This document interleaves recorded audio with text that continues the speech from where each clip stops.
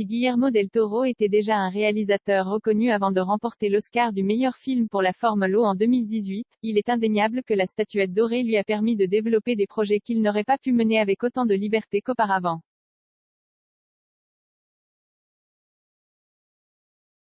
Et par liberté, on parle bien évidemment de budget, ce qui a permis au cinéaste de s'offrir un casting de rêve pour Nightmare Alley, son nouveau film actuellement en salle.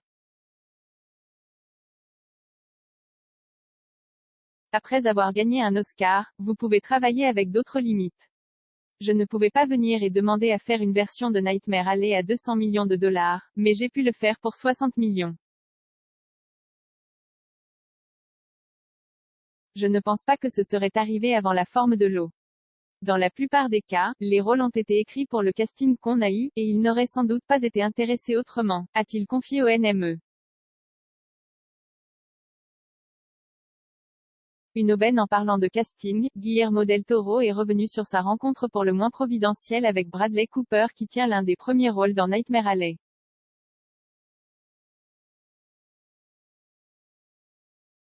Il y a eu tellement de fois où j'avais plus l'impression de voir le film que de le réaliser, et c'est grâce à Bradley.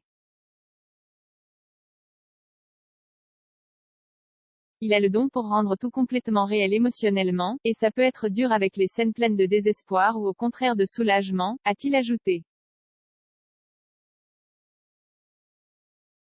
Une sacrée aubaine quand on sait que le rôle devait à l'origine revenir à Leonardo DiCaprio.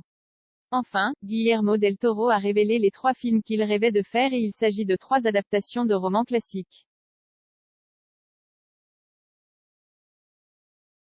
Je ne sais pas si je les ferai un jour, mais j'aime le Comte de Monte Cristo, Les Montagnes hallucinées et Frankenstein.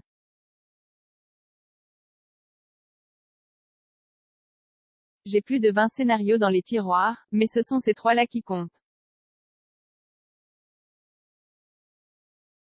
Si je pouvais les faire, je pense que j'aurais eu une vie parfaite, a-t-il confié.